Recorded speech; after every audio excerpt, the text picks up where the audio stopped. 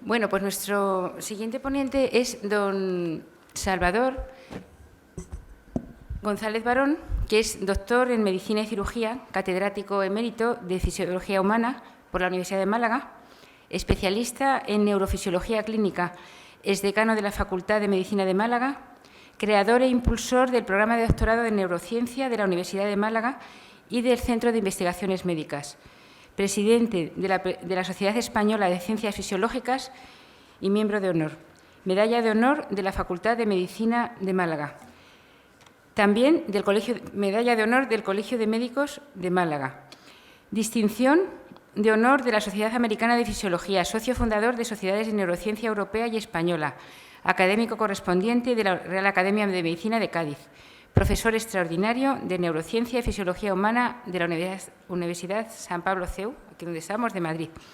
Ha investigado, fijaos qué interesantísimo, sobre las bases neurofisiológicas de las emociones y el dolor y sobre péptidos cerebrales. Y ha publicado numerosos trabajos de investigación y varios libros sobre emoción y dolor. Pues ya casi con esto ya todo lo que nos digas nos lo vamos a creer, ¿eh? Muchísimas gracias, sí. Salvador, y te damos la palabra. Gracias. Bueno, en primer lugar, yo agradezco mucho a Ana, a Alicia primero, pero también está Ana. Me lo está devolviendo porque yo me equivoqué con su nombre. Sí. Y le puse sí, ha habido algunos errores. Y ahora me dice ella. Pero bueno, muy perdonables todos ellos. Y bueno, a Alicia porque tuvo la amabilidad de invitarme. El año pasado ya me invitó, pero yo no pude venir porque estaba en la situación del segundo post-COVID, que no fue ninguna broma. Bueno, pero ahora este año estaba en mejores condiciones y aquí estamos, con mucho gusto. Y luego también un especial agradecimiento a Ana, porque en nuestra aventura de poner en marcha una nueva asociación que se llama EUVITA, pues ella ha sido pues la que nos ha acogido, nos ha introducido en la Asamblea de la Vida y nos ha ido introduciendo en todos estos ambientes cuando un grupo de amigos reducidos, porque éramos 4 médicos, 3 enfermeras y un jurista, nos lanzamos cuando se estaba elaborando la ley de eutanasia a crear o a poner en marcha una nueva asociación, que en principio tuvo como fin fundamental el hacer la difusión de cómo había que cuidar a los mayores cuando aparecían enfermedades avanzadas o en la zona enfermedades terminales. Pero con el paso del tiempo, bueno, eso dio lugar a muchísimas intervenciones, muchas mesas redondas, escritos. Bueno, hicimos lo que pudimos, ya contábamos con la ventaja de que 3 del grupo estábamos ya jubilados y nos hizo trabajar un poquito, nos pudo hacer, diríamos, mucho bien, porque nos puso, diríamos, el lóbulo frontal a tope, porque hicimos muchas cosas y luego, entre otras, quizá la que tuvo más repercusión fue un escrito, cuando ya se publicó la ley de eutanasia. Ese escrito, bueno, lo hicimos fundamentalmente entre mi hermano y yo, y otros 2 amigos, uno de aquí y otro de Málaga, y ese escrito tuvo una difusión grande.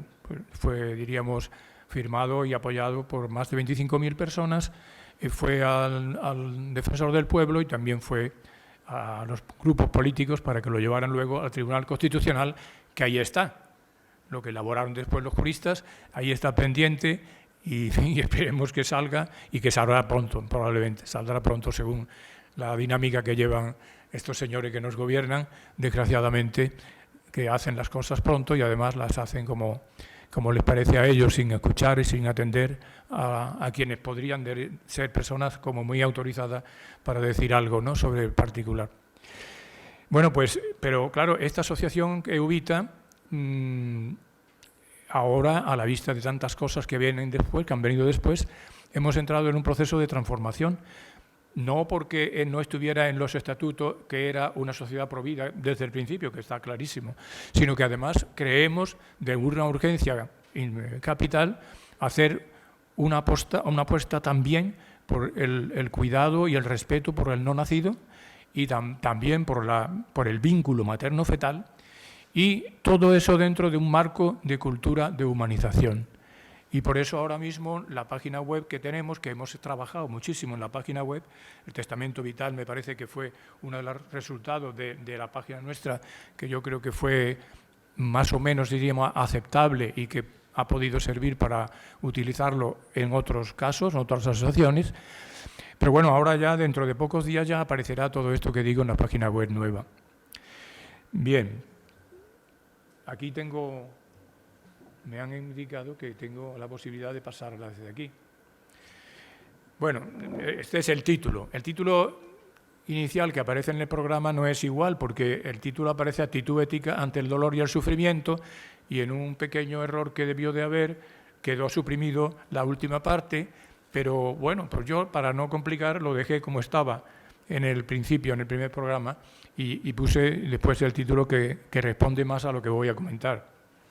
En realidad lo que voy a comentar pues es conocido, es bastante conocido. Y tengo que decir que la exposición que voy a hacer, una parte de la exposición, de verdad, lo digo con toda sencillez, y tengo ese privilegio de que tengo un hermano que está aquí sentado, Manuel, que ha sido jefe de servicio de oncología muchos años en la Autónoma de Madrid y en La Paz, y que luego ha impartido muchos años un máster que es muy conocido de paliativos, tiene un volumen de medicina paliativa que quizás haya sido, pero pienso que sí, que fue así, el primer libro en castellano de medicina paliativa, que ha tenido también mucho impacto en general en los profesionales.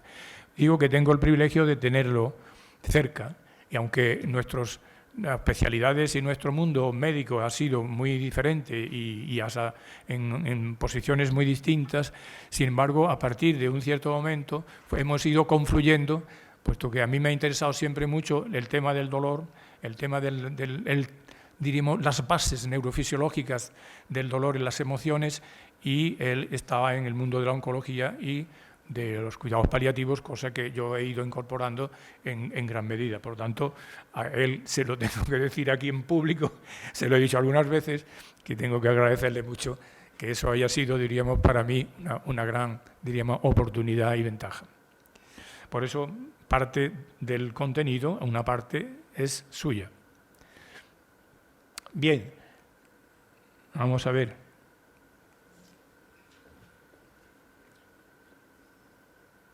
Aquí estaba, sí. Bueno, este es el edificio donde una parte del tiempo he pasado yo, pero este es un edificio en la Universidad de Málaga.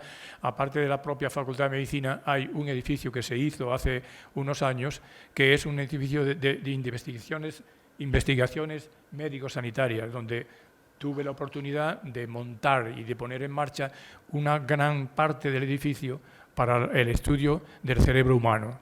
Y allí hemos pasado muchas horas y hemos hecho a partir de ahí trabajos del sistema nervioso autónomo, del tema de las emociones, del tema cognitivo, etcétera, el estudio del lenguaje, etcétera, etcétera, que no son materias que van a ser tratadas ahora aquí. Y de la Asociación EUITA ya lo acabo de decir de palabra, pues lo pusimos en marcha pues hace unos cuantos años.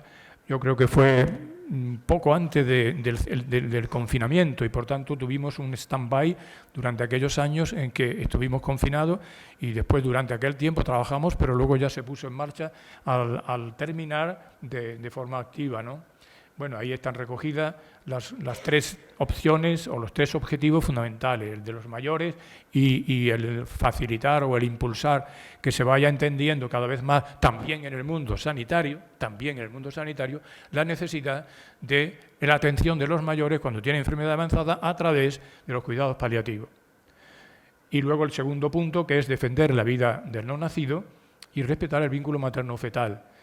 Y eso es porque queremos hacer una proyección y un intercambio, diríamos, una permanente, estar en contacto con el público que necesita información y ayuda sobre todo esto. Tenemos la ventaja de que tenemos ginecólogos ahora, en la última etapa, ya comprometidos, pediatras, ginecólogos, etcétera, ¿no? Y por tanto estamos en condiciones, personal que son médicos especialistas muy cualificados de las unidades de cuidado intensivo, etcétera. Y el último punto es el difundir la cultura de la humanización, también por la incorporación de personas que son personas, y sobre todo una compañera de la asociación que se dedica que es máster y doctorada en antropología y en enfermería, etcétera, etcétera, que va a llevar esto, que es la relación de humanización entre el paciente y los sanitarios y de las asociaciones, diríamos, sociosanitarias con el paciente, cosa que entiendo que es de una necesidad absoluta. Bueno, pues eso ya veremos, lo iremos desarrollando con el tiempo. El año que viene, si Dios quiere, estaremos aquí de nuevo y ya podré entonces contar algo más de estos 2 puntos finales. El contenido del tema, pues así muy rápidamente, pues voy a comentar unos aspectos generales diríamos, antropológicos básicos de la persona, que son muy conocidos. Luego, otras características generales del dolor. Atención, en otro apartado sea al paciente de enfermedad avanzada y terminal, en lo que es el dolor total, el sufrimiento, la analgesia, la sedación, los cuidados paliativos. Luego, el dolor en el principio de la vida, que me parece que es muy poco conocido, es decir, el dolor fetal, sobre los cuales no tengo yo experiencia profesional en este sentido, pero sí mucha documentación bibliográfica, porque parece como que fuera desconocido, pero no es tal si uno se introduce de verdad. Y luego, ¿qué actitud ética y antropológica hay que tener ante el dolor y el sufrimiento? Por lo tanto, primero, la dignidad de la persona humana, claro. Estamos aquí hablando permanentemente de todo lo que ha ido ocurriendo, de lo que es el aborto, sobre todo se le ha dedicado bastante tiempo en el día de ayer, la eutanasia y todas estas tropelías que han ido cometiendo legislativamente los señores que nos gobiernan, y todo sin tener presente que está recayendo sobre una persona, y una persona es alguien que tiene una dignidad extraordinaria. Es decir, persona y dignidad parece que se suplementan, porque persona significa también dignidad. Y entonces, bueno, si partimos de los aspectos más básicos y sin entrar en el detalle, porque no es quizá el objeto de la charla, pues la definición de persona viene de muy antiguo, de Boecio, que decía que toda sustancia individual de naturaleza racional, lo definía así. Luego Santo Tomás le añade algo más, porque dice todo subsistente individual en naturaleza racional, que ya implica algo cualitativamente bastante más de lo que se decía en la primitiva definición. Por lo tanto, ontológicamente, pues la persona es lo más perfecto que existe en la naturaleza y, por tanto, tiene una grandísima dignidad. Y esa cualificación ontológica la posee porque tiene una dimensión que no es material. Y no le vamos a denominar ahora nada, pero no es material, es inmaterial. Y por tanto, y como consecuencia de todo esto, se puede decir que la persona es irrepetible, insustituible, evidentemente. Es corpórea, que es muy importante, porque una de las características de la persona, y además es porque tengo una especial afición a la antropología, que prácticamente he dicho alguna vez, en mi casa tengo más libros de antropología que de fisiología. Por lo tanto, y asesores y amigos, filósofos con los cuales hemos comentado y cambiado impresiones. Pues cuando se dice que es corpórea, hay que añadir inmediatamente, tiene una gran unidad. Y esa unidad es una unidad de alma, cuerpo y obrar. Es decir, que esa es una característica fundamental de la persona. Luego, que es sexuada. Hay persona hombre y persona mujer. Por tanto, esto ya diríamos, serviría de apoyo bastante para acometer la defensa de todo esto que está ocurriendo ahora mismo legislativamente. Está abierta a los demás, algo absolutamente importante. No se entiende que la persona esté encerrada en sí mismo, y si se encierra en sí mismo, está limitando todas sus cualidades y posibilidades. Tiene esa profunda unidad, pero es emotiva, es decir, responde emocionalmente. Las emociones es algo que ya conozco mucho más por haberme dedicado una parte del tiempo de investigación, pero tiene una respuesta emocional. Y luego está encaminada al amor, que es muy importante, porque en este caso la persona nace del amor, diríamos que transcurre su trayectoria en el amor y se dirige al amor. Ese es, diríamos, el final. Por tanto, desde un punto de vista ético-médico fundamental, lo que hay que definir primero como absolutamente, diríamos, respetable es esa dignidad. Y esa dignidad que viene desde el momento de la concepción, cosa que no se le reconoce en determinados códigos, como comentaban ayer, el estatuto de persona, al embrión o al feto y solamente después de nacido, pues no. Cuando uno va y profundiza a fondo en qué sentido o qué es la significación de persona desde el momento en que existe, que es cuando se produce la concepción, la fecundación, hasta la muerte natural, esté como esté en coma, esté, diríamos, con una anencefalia. Anencefalia es cuando nace un niño con un defecto, una deficiencia que parte del encéfalo no lo tiene también. Un niño con síndrome de Down, por supuesto. Un señor en coma, igual. Esa dignidad es ontológica, pertenece a la naturaleza de la persona, no va a variar. Después habrá otra dignidad adquirida, que será lo que ese sujeto pueda ir desarrollando. Eso es otra cosa diferente. Por tanto, principio más importante, el llamado primum non nocere clásico de la medicina, que es principio de no maleficencia. Y por eso, los principios bioéticos implicados en el manejo del dolor y del sufrimiento, hay una parte que es la premisa llamada ontológica, que el hombre, como acabo de decir, es persona, y por tanto no tiene precio. Como tiene una grandísima dignidad, no tiene precio. No se puede instrumentalizar, quiero decir. Por lo tanto, procede de esa, digamos, entidad biológica, que es la dotación genética, y que es lo que es la base, y la antropológica. Y dentro de los principios de la ética personalista, hay que decir y destacar que el principio fundamental es el valor de la vida humana.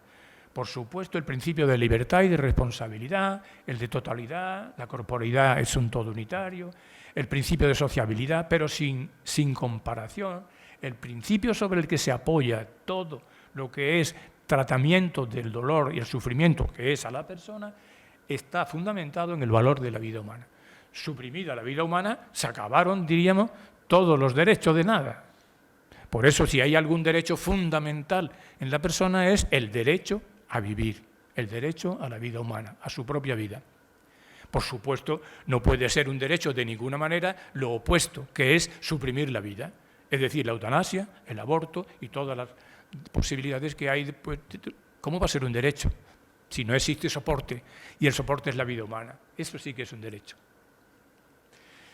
Y bueno, y características generales del dolor, pues el dolor, si nos metemos a la historia de la humanidad, pues arranca, diríamos, en la Biblia ya se comenta, parirás con dolor, ¿no? Hay una frase que se recoge en el Génesis. Bueno, pero luego a los pueblos primitivos ha habido toda clase, diríamos, de avances mínimos, pero bueno, se entendía como que era por parte de algunos pueblos antiguos, de la antigüedad, como algo que era una cosa diabólica y que había que expulsar el demonio, por eso ponían taponamiento en todos los orificios, etcétera, y había pruebas de taponar y destaponar, etcétera. También el uso de todo tipo de plantas de aquellos años, de aquellos lugares correspondientes, en las civilizaciones antiguas, en Egipto, en la antigua, pero muy antigua Grecia. Y toda una serie, diríamos, de etapas por las que se ha ido pasando en el abordaje y conocimiento del dolor. Hipócrates lo recojo porque, claro, Hipócrates es una persona significadísima en la historia de la medicina, porque es el padre de la medicina occidental. Y entre las muchas cosas que recoge el Corpus Hipocrático, que son 50 volúmenes, que para los médicos y sanitarios yo lo he ido recomendando también a los alumnos, que fuera muy interesante que lo leyeran. Aprenderían muchísimo, aunque naturalmente son algunos de los abordajes de explicación de enfermedades y de tratamiento, naturalmente que no pueden ser considerados como actuales, ¿no? Bien, pero con un bagaje, diríamos, de sabiduría que merece la pena leerlo. Entre otras muchas cosas, se recoge en algún sitio de sus obras que la tarea divina es aliviar el dolor. Tarea divina lo compara él. Él no entendía muy bien lo que era el dolor, porque él entendía que el dolor era un desequilibrio del organismo que tenía su origen en el corazón. Y unos años más tarde, o cientos de años más tarde, viene Galeno, el otro gran, diríamos, patriarca antiguo de la medicina occidental, y dice, no, eso no es así. Eso no es así porque el dolor no es que se genere en el corazón, se genera en el cerebro. Y empieza ya como a apostar y a describir lo que va a ser después, bueno, diríamos que es las ramificaciones y todo esto, que más adelante hasta Leonardo da Vinci lo va completando y sucesivos, diríamos, médicos e investigadores, hasta Descartes está en la misma línea de Galeno cuando empieza a explicar cómo se transmite el dolor. Bueno, pero esto es muy sabio, porque tarea divina es aliviar el dolor, que eso es un poco lo que, diríamos, enfrenta por lo menos a las profesiones médicas y sanitarias en general. Y en cuanto a la incidencia, pues se puede afirmar algunas cosas que están aquí, sirven de orientación, pues el dolor es lo que representa el 80% de la atención de los servicios de urgencia en cualquier hospital, más o menos. Y en Estados Unidos, de estadísticas que son de pocos años atrás, se estima que hay 90 millones de personas que sufren dolor en cualquier momento y que el gasto global representa, lo que ahí aparece, son 90.000 millones de dólares. Pero en Europa se representa un porcentaje muy parecido, de un 20 a un 30%, que sufren en algún momento dolor crónico. En España también aproximadamente aparece esta cifra de 23 al 35% de la población, y de estos hay un porcentaje que es una tercera parte que sufren además depresión, como ocurre con tanta frecuencia en el dolor crónico rebelde, ¿no?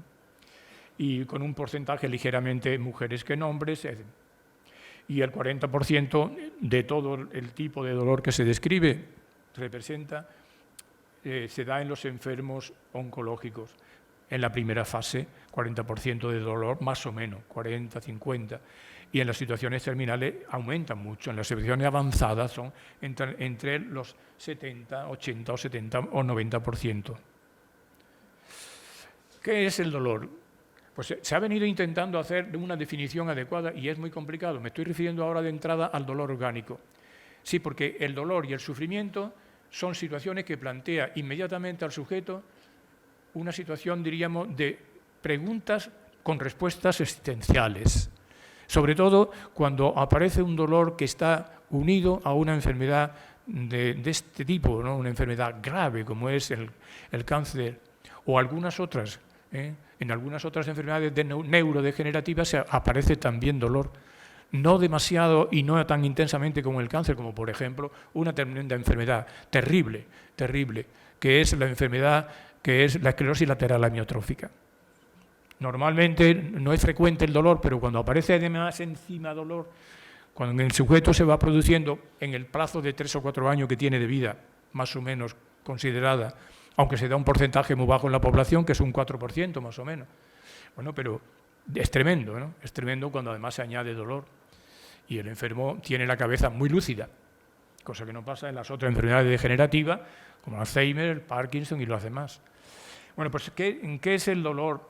Y hablo del dolor orgánico. Bien, pues esta definición arranca del año 79.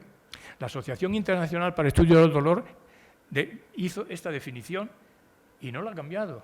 Y uno dice, bueno, pero ha pasado muchos años, ¿no?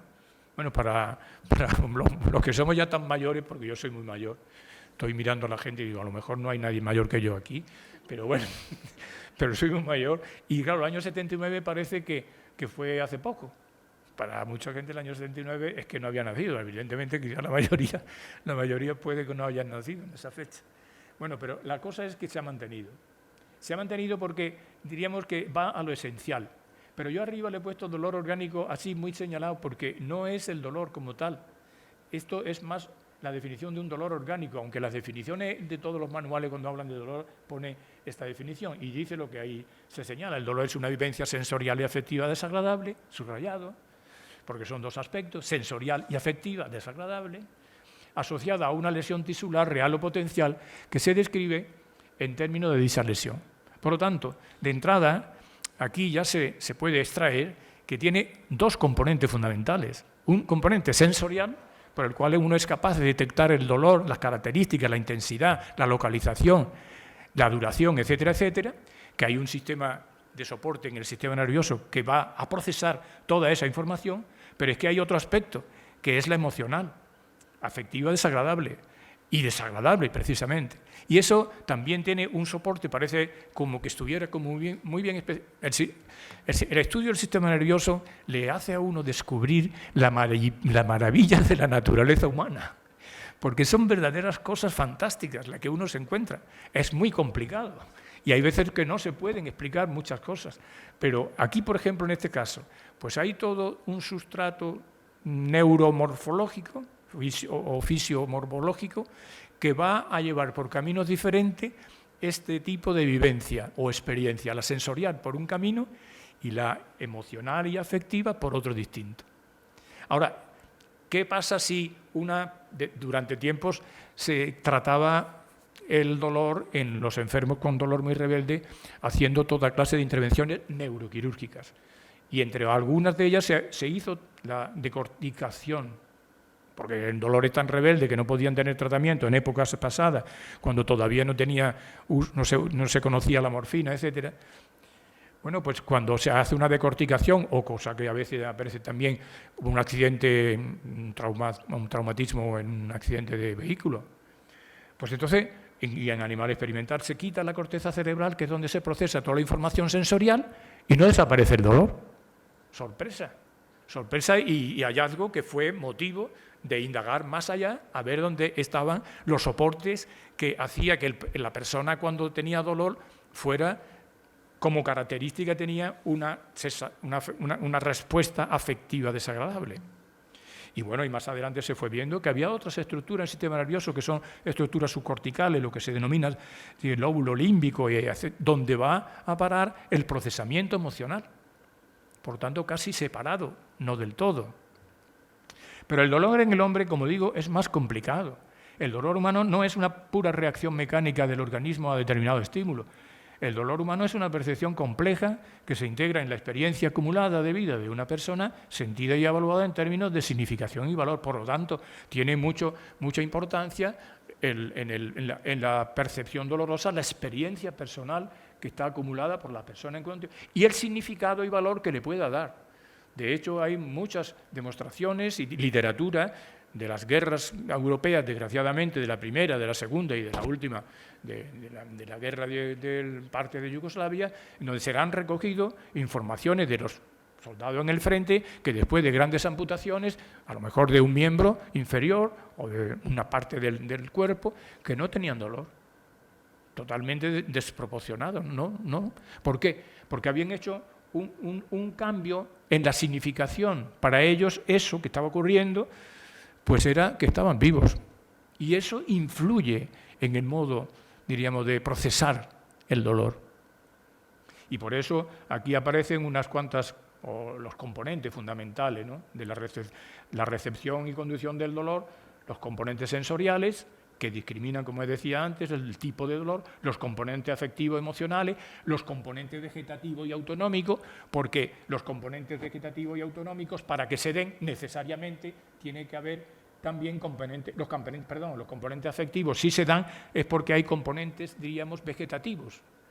Es decir, una respuesta emocional no se entiende si no hay una variación de la frecuencia cardíaca, de la frecuencia respiratoria, etcétera, etcétera.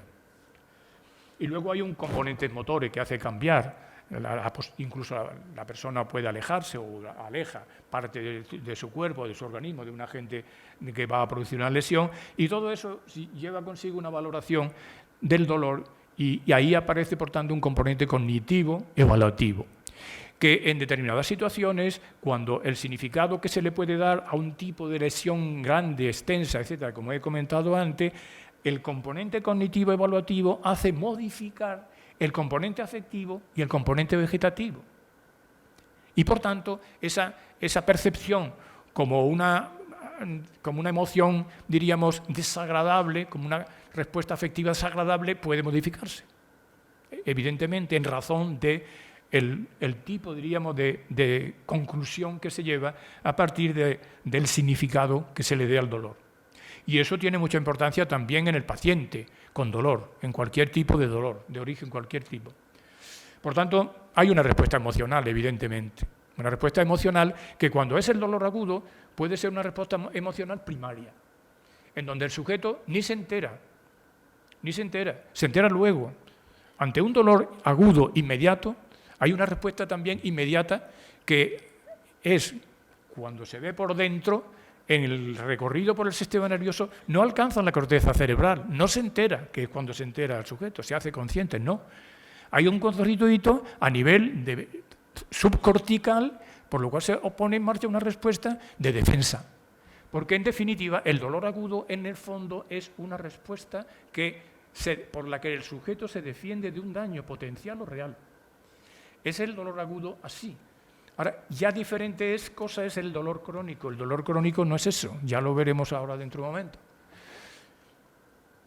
Fijaos bien que tan importante es el dolor desde el punto de vista orgánico físico, o cuando el daño que se produce no es físico, sino emocional.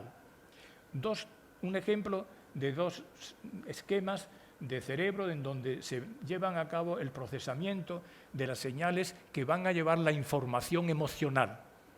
Estas son zonas que se denominan zonas del sistema límbico, en la zona interna de los hemisferios, pero lo que es el cíngulo, la circunvolución del cíngulo en una parte determinada.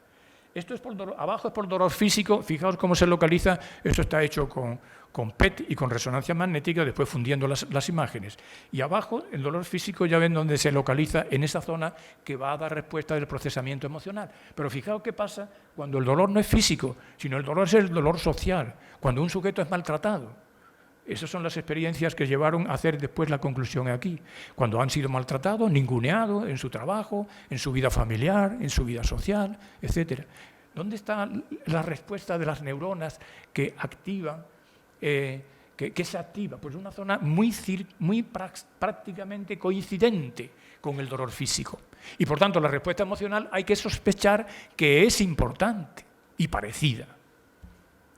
Así que, por eso siempre, conclusión de aquí, hay que tratar muy bien a la gente, en todos los ambientes, en el ambiente profesional, también en el familiar, para que no haya, diríamos, motivo de que haya una respuesta singular que provoque esta activación de neuronas emocionales sin dolor, sin causa física real.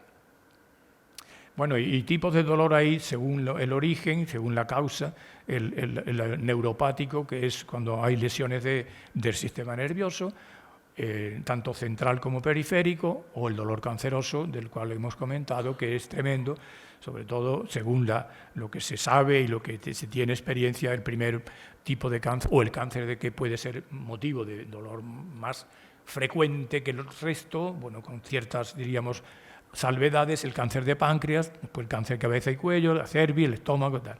Y otros tipos de dolor que aparecen en otro tipo de patologías, como en la artritis, la fibromialgia, que se presenta poco en la población general, de un 4%, las migrañas, etc. Pero claro, también el dolor se puede clasificar, como he venido diciendo, de agudo y crónico.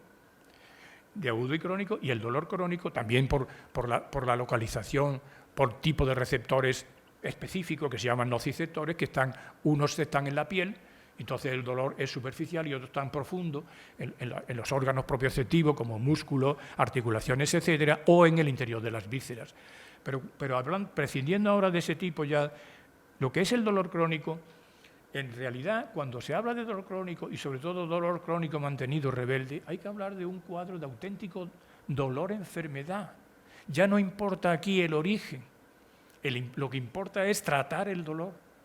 Eso dicen los de las unidades de dolor con las que he tenido siempre, con los que he tenido mucha relación de profesional y académica. Pues claro, por tanto, ¿qué pasa con el dolor crónico? ¿Cuáles son los motivos del dolor crónico? Bueno, otra vez volvemos a lo anterior, dolor neuropático, que es mucho menos frecuente, el dolor oncológico y otros tipos, como he dicho antes. ¿Qué ocurre con el estado emocional? Pues una alteración a veces profunda del estado emocional, con ansiedad, con depresión, con modificaciones del comportamiento, y son muy importantes a veces, y hay que hacer, diríamos, tratamientos, además del dolor, pues de tratamientos antidepresivos, etc. Y porque es bien conocido, pues son, diríamos, tipos de dolor en general que responden bastante bien a los opiáceos, sobre todo a los llamados opiáceos potentes, cuando el dolor es intenso, como es la morfina, el fentanilo y análogos. Y esto entramos en un tema que ya más está dentro de lo que es el dolor crónico, pero en oncología. ¿Me parece? No. Tenía una foto aquí de la señora Cicely Saunders, que es la que, diríamos, da nombre y título a este llamado dolor total, señora que, como es conocida, por lo menos en el ambiente médico y tal, pues una señora extraordinariamente mujer de una generosidad sin límites, que trabajó con los enfermos más, diríamos, perdidos y terminales de los hospicios de Londres. Ella enfermera, después pasado el tiempo de enfermera, ve la necesidad, pasado unos años después de difundir mucho todo lo que venía haciendo del cuidado y de cómo había que tratar la analgesia y poner la analgesia con el paso de la enfermedad, ajustando lo necesario. Bueno, pues se hace médico y sigue además, y en definitiva es la fundadora de los cuidados paliativos. A ella se le debe este tema tan importantísimo para el tratamiento de los enfermos avanzados y situaciones terminales. Por eso, cuando ella dice me duele todo, es que está en la fase terminal del proceso oncológico y, por tanto, ¿qué son los orígenes de este dolor total? Pues hay factores físicos, que son lesiones producidas por los propios procesos neoplásicos o también por las manipulaciones médicas que han tenido sometido, intubaciones, etcétera. Hay factores emocionales que tienen los pacientes en esa situación, ansiedad, depresión, hipocondría, obsesión, etcétera. Factores sociales que tienen derivados de la familia, de la relación familiar, de los amigos, del trabajo, y factores de orden espiritual. Espiritual en un sentido amplio, pero también de aspectos religiosos propiamente dichos relacionados con la fe. Por tanto, son de proyecto de vida, del miedo al más allá, de los desamores, la indiferencia afectiva, etcétera. Todo ese conjunto de factores es lo que da lugar a que se podría evaluar, o ella evaluaba, diciendo, ya el sujeto no dice me duele aquí, me duele allá, sino que me duele todo. Y por tanto, ¿qué se entiende por sufrimiento que se podía equiparar? No es igual que el dolor físico, evidentemente, aunque el dolor físico lleva con bastante frecuencia al sufrimiento. Pues este sufrimiento o dolor humano está el sentimiento de indefensión que está generado por la percepción de una amenaza para uno mismo o para otro y la sensación de falta de recursos para afrontarla. Por lo tanto, elemento clave del sufrimiento es la indefensión. Cuando un sujeto no tiene recursos para afrontar una situación que se le plantea, cosa que ocurre evidentemente en situaciones con las enfermedades avanzadas. Por eso hay algo que separar a veces en el dolor físico, que es el dolor del cuerpo, el dolor moral, podría ser el dolor del alma, y que se refiere a un sentido muy amplio. Por eso, esto que he dicho al principio, el sufrimiento suscita muchas preguntas. El dolor y el sufrimiento suscita preguntas que el sujeto tiene que resolver. Y es preguntas de este tipo, de por qué a mí, para qué, etcétera, ¿no? Y luego, lógicamente, hay que tratarlo farmacológicamente, el dolor. Pero el sufrimiento no tiene tratamiento médico eficaz. Y aquí está esta frase, primera de arriba, es de este hermano que tengo ahí sentado. Suele afirmar el profesor Manuel González Barón, que tiene mucha experiencia de cuidados paliativos y oncológicos y tal, que contra el dolor opioides y contra el sufrimiento amor.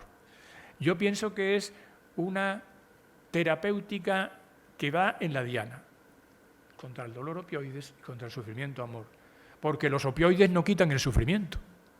Y el sufrimiento, vamos a ver, y digo ahora entre paréntesis, inciso, el dolor, el sufrimiento, la enfermedad y la muerte pertenecen a la naturaleza del hombre. Pero nada de asustarse y nada de esconderlo. No se esconde la enfermedad, no se debe esconder el sufrimiento y desde luego no se puede esconder la muerte, cosa que es algo que ahora está a la orden del día.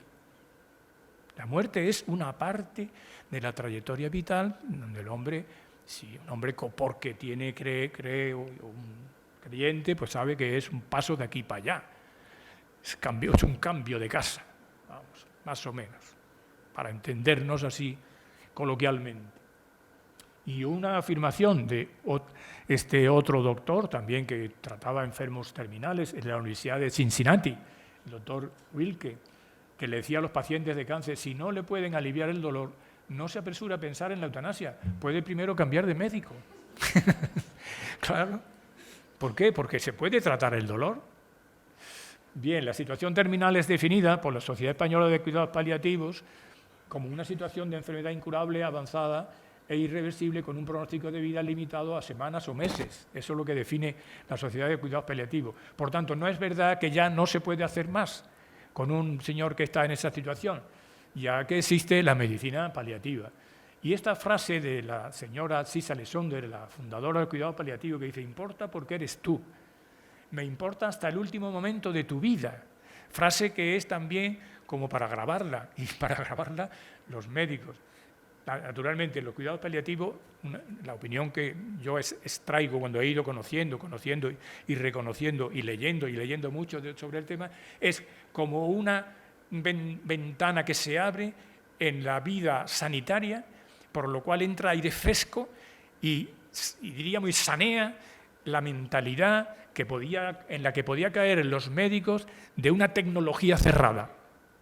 Porque evidentemente ni la medicina ni la ciencia biológica tiene capacidad para dar respuesta a las grandes necesidades del hombre. Por tanto, que el enfermo, tras ser cuidado de todos los aspectos de acuerdo con su edad, muere en paz. Y esto es la foto de esta señora. Los cuidados paliativos son la solución para enfermedades incurables que ya no tienen tratamiento.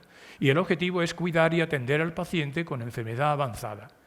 Esto es una imagen de una foto. Y esta es un poco lo que resumo de la filosofía de los cuidados paliativos. Un cuidado total, activo, continuado del paciente y su familia por un equipo multiprofesional cuando la expectativa de médica ya no es la curación.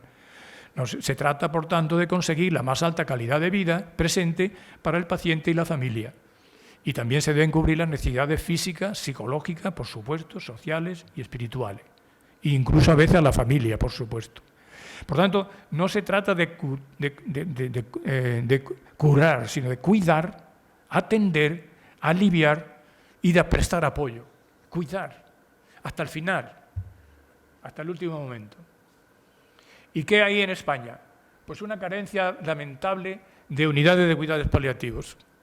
Ocasión que han tenido este gobierno y los anteriores, de haber hecho una apuesta por la creación de nuevas unidades de paliativo en España. Porque hay una necesidad de, primero, cuando se plantea la promulgación de la ley y se elabora la ley de eutanasia, pues ya, para darle una solución a los problemas sanitarios, se comentaba en algún sitio. Una falsedad total, el problema sanitario es este, y bueno, ¿qué pasa? Pues no existe la especialidad médica reconocida. Luego, la necesidad imperiosa de promulgar una ley integral de cuidados paliativos que garantice los derechos universales de los ciudadanos y los recursos necesarios que lleva eso consigo, que casi siempre tienen más que ver con la formación de profesionales. Luego, más del 50% de la población, del 50% de la población española no dispone de cuidados paliativos. Hay del orden de unos 70 a 80.000 personas que mueren sin cuidados paliativos en España. Pero es que en Europa mueren 4,5 millones de personas sin los cuidados paliativos necesarios. Y ahora, si hacemos la comparación entre unidades paliativas que hay en España y en Europa, tenemos que en Europa existe aproximadamente unas 2 unidades de paliativo por 100.000 habitantes y en España estamos a 0,6. Así que, a pesar de que he dicho que la cifra de personas que fallecen sin cuidado en Europa son 4,5 millones. Y en la Facultad de Medicina se lleva todo todavía muy atrasado en la incorporación de la formación médica en cuidados paliativos, porque no existen asignaturas más que en muy pocas facultades. Creo que en algunas son en 10 facultades, me parece que existe como asignatura obligatoria, en algunas 8 o 10 existe como asignatura optativa, pero que no es relevante y en las demás no existe propiamente. Esto lo vamos diciendo por todos los sitios. Bueno, entramos en un tema que es especialmente... me está avisando Alicia y tengo todavía algunas cosillas que decir. No sé si me puede alargar un poquito. Bueno, vale, muchas gracias. Y ya ante el tema del dolor, ¿no? Planteamos esta, diríamos, problemática, que hay que quitarlo. Y la analgesia es el control del dolor. Y la analgesia es el uso de fármacos, opiáceos y los tratamientos físicos, que también están presentes. Y eso es el concepto de analgesia. Y en este sentido hay establecida por la Organización Mundial de la Salud desde hace ya muchos años lo que se llama la escalera analgésica. De acuerdo con la intensidad del dolor, hay un primer escalón que se utilizan pues, analgésicos que no son opiáceos. En el siguiente escalón, porque aumenta, pues aparecen ya opioides débiles, la codeína, etcétera. En otro escalón siguiente, opioides potentes, que son la morfina, el fentanilo y todos los demás derivados o análogos. Y ya en un cuarto escalón, cuando el dolor es muy intenso, se utilizan métodos invasivos, bloqueos de nervios periféricos, muchas veces el bloqueo del nervio simpático, después radioterapia se utiliza, cirugía, etc. Por tanto, este es el caso de la analgesia. Y la sedación paliativa es un concepto que tiene que ver también con el confort del paciente, con el tratamiento de lo que... Y se dice que control se aplica cuando hay control para controlar los síntomas refractarios con posible pérdida de conciencia en situaciones extremas en la fase agónica, generalmente. Condición sine qua non para aplicar la sedación que haya síntomas refractarios. ¿Y cuáles son los síntomas refractarios? Pues puede ser unos distrés respiratorios que el sujeto se ahoga, o es una ansiedad muy intensa, o son delirios, también delirios de verdad insoportables, o confusión también. Generalmente no se dan solos. ¿Y qué hay que hacer en estos casos? Pues disminuir el nivel de conciencia del paciente de manera deliberada, preguntando y, por tanto, con consentimiento informado, mediante la administración de ciertos fármacos en las dosis proporcionadas, con el objetivo de evitar un sufrimiento sostenible causado por síntomas uno o varios refractarios. No se busca, por tanto, aquí la muerte del paciente, como se puede decir en algunos lugares, que bueno, ya le aplicaron la sedación terminal, cosa que es un término, diríamos, para rechazarlo frontalmente, porque se llama sedación paliativa y ya cuando está muy próxima el final se llama sedación paliativa en la agonía, pero no sedación terminal porque confunde al médico, confunde al familiar y confunde a todo el mundo. No se busca, por tanto, que muera el enfermo, ni como medio, sino la administración de esto para que le haga, diríamos, estar sedado, en paz, aliviando el sufrimiento y, por tanto, necesariamente hay que recurrir a la atención. Y aquí hay unas comparaciones, y este cuadro y algunas otras cosas que yo he estado proyectando ahora mismo de este tema, es, diríamos, el autor está ahí sentado, que como hemos compartido tantas cosas, pues yo también lo llevo aquí. Es la diferencia entre la eutanasia atendiendo al proceso de intención, a los fármacos utilizados, al resultado que se consigue y a la reversibilidad posible. ¿Qué pasa en el proceso de intención? Que en la sedación lo que se trata es de aliviar el sufrimiento. En la eutanasia lo que se busca es eliminar al sujeto para quitar el sufrimiento.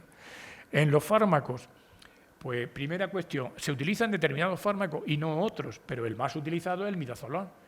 El midazolam es un ansiolítico de ciertas características.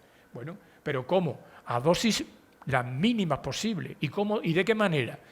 Yo me he leído el protocolo de la sedación paliativa que está publicado por la Sociedad Paliativa, que son no sé cuántas páginas y se detalla hasta el máximo el número, el valor de lo que se va a inyectar en la primera vez, en la segunda vez, etcétera, etcétera, y es verdaderamente con un cuidado exquisito, para conseguir lo que se pretende, que es disminuir el nivel de conciencia. Entonces se utiliza la dosis mínima eficaz y se va instaurando de forma gradual, se va subiendo, se va elevando hasta conseguir los efectos de la pérdida de conciencia. Y en cambio la eutanasia lo que se busca son fármacos letales que terminan con la vida del paciente. Además, cuanto más rápido mejor. Por eso es más barata, entre otras cosas. Y también es otro motivo, probablemente, desgraciadamente, que se ha utilizado o se ha legislado por eso. ¿Y los resultados? Pues el confort del paciente en la sedación y la muerte, evidentemente, en la eutanasia. Y la reversibilidad, en lo posible, tiene que haber o se debe hacer de manera que pueda ser reversible, que una vez conseguida la pérdida de conciencia vaya en sentido opuesto, retirando la dosis hasta conseguir el estado anterior, cosa que a veces es muy difícil y no hay lugar. Bueno, yo creo que me está avisando, voy a tener que... Esto es que con esto te voy a terminar, aunque había otras cosas que había que decir, ¿verdad? Había que decir mucho, pues, ¿qué tiene que hacer el paciente ante esas situaciones? Pues aceptar lo primero que hay que decir. El paciente tiene que aceptar lo que venga, porque si no entra en una batalla difícil que la pierde, además la pierde, de negación, de oposición a su situación, me estoy refiriendo. Si acepta, pues naturalmente tiene mucho ganado y adquiere madurez y es capaz de hacer en esa situación una evaluación de su propia vida, de por qué se mueve en este mundo, etcétera, etcétera. Eso como primera consideración. Y otra, le tiene que dar sentido a lo que está pasando. Y el sentido realmente, depende, diríamos, del esquema de valores que tenga la persona. Y en eso ahí es muy importante si tiene creencia, si tiene fe, porque entonces tiene un sentido, para él el sufrimiento debe tener un sentido redentor. Y no es igual, evidentemente no es igual. Bien, pero eso es lo que diría al final, lo adelanto, porque no quería dejar de comentar brevemente algo que es poco conocido, que es el dolor fetal. Esto es la representación de un feto de 17 semanas que puede medir 13 centímetros, 14 centímetros. ¿Qué pasa con el desarrollo en relación con todos los sistemas nociceptivos que procesan el dolor? ¿Qué pasa en el desarrollo fetal? Pues al final de la 5ª semana ya aparece en el feto cierto tipo de reflejos incipientes, porque si se golpea un poquito en algún sitio, responde con retracción. En la boca, por ejemplo, retrae los labios. En la 8ª semana tiene una clara respuesta ya a los estímulos y ya hay unas señales del registro electroencefalográfico en la cabecita de incipiente, todo incipiente del feto. A la 8ª semana están presentes ya también los nervios sensitivos de la piel y los nociceptores, es decir, los receptores específicos para detectar el dolor, en las zonas cutáneas sobre todo y alrededor de la boca, de la cara. Entre la 8ª y la 10ª semana hay una actividad importante de una estructura en el sistema nervioso que tiene un gran papel en el procesamiento del dolor, que es el tálamo, y donde se hace un procesamiento inicial muy importante. En las 18 semanas el feto es muy activo, ya se mueve bastante y el pulso ya ha ido bajando a 120. A los 21 días tiene pulsaciones, evidentemente. El corazón incipiente está funcionando a los 21 días. Entre la 14 y la 19 semana está ya establecida la vía espinotalámica, que es la que lleva la conducción del dolor desde que entra en la médula espinal hasta que llega arriba. Y eso está establecido entre la 14 y la 19 semana. Por tanto, ahora ya sacaremos conclusiones. Entre la 6ª y la 20 semana, el feto ya ha desarrollado todos los sistemas nociceptivos. Y a las 26 semanas tiene ya una respuesta cortical perfectamente organizada. Sin embargo, hemos hablado aquí de todo lo que son el soporte del procesamiento del dolor. Pero es que el organismo humano y algunos mamíferos más avanzados, más desarrollados, disponemos de un sistema que se llama sistema analgésico endógeno, que al mismo tiempo que va procesando el dolor, va produciéndose la activación de una serie de estructuras del tronco del encéfalo que van mandando señales hacia abajo, impidiendo, controlando la entrada del dolor. Por esa razón, nosotros no estamos sufriendo dolores cuando tenemos en la vida corriente movimientos, golpes, me siento, me levanto, me da una silla, etcétera, etcétera. ¿Por qué? Tenemos un sistema propio de control del dolor endógeno. Bueno, ¿qué ocurre con el feto? Pues que no tiene desarrollado este sistema. Y en consecuencia, ¿qué ocurre? Pues que todo tipo de agresión mínima, que a veces no es agresión en el sentido de daño, sino tocar, se produce una respuesta dolorosa. Y duele, y lo percibe como dolorosa a partir sobre todo de las 12, las 13 semanas. Entonces, fijaos bien, he puesto este esquema porque creo que sirve para entenderlo mejor. Abajo está la señal de dolor, abajo está la entrada, por la mayor parte del cuerpo entra por la zona de la médula espinal, por las raíces posteriores entra el dolor, se procesa, activa unas neuronas que están ahí y esas neuronas mandan la información para arriba. Al mandar la información para arriba, resulta que esa información alguna va directamente en la corteza, otra va hacia arriba, hacia el tálamo, muy importante. Pero ¿qué ocurre? Cuando está a mitad del tronco de encéfalo o en la parte superior del tronco de encéfalo, que desde las propias fibras que manda arriba con información dolorosa se emiten colaterales a esa estructura que está en el tronco de encéfalo y activan esas neuronas, y esas neuronas proyectan sus axones sobre la médula espinal, inhibiendo la entrada del dolor. Fijaos qué fantasía, qué fantástico el sistema nervioso, qué maravilla. Está entrando la información a la vez que se está, diríamos, controlando, modulando. Y por eso el feto no dispone de este sistema analgésico descendente que está en el tronco de encéfalo y, como consecuencia, sufre muchísimo. Porque el feto desde la semana 15 ya responde de forma fisiológica, de la semana 14-15, y reaccionar significa que desarrolla una respuesta al estrés, que es igual que el dolor. El dolor es la respuesta al estrés como la del dolor agudo, y reacciona pues alejándose del estímulo, aumenta la frecuencia cardíaca, se eleva la frecuencia respiratoria, aumenta los niveles de cortisol y catecolamina. Por eso te he dicho y repito que el dolor en los fetos es más intenso que en los adultos. Y entonces sufre de forma intensa durante el aborto quirúrgico. Otra cosa es el aborto farmacológico, que actualmente representa menos del 30% de todos los abortos que se practican. Por tanto, ¿qué quiere decir esto? Esto quiere decir que para los que desgraciadamente se implican en el aborto, los profesionales tienen que saber que la anestesia que hay que aplicar a la madre tiene que estar también conociendo esto.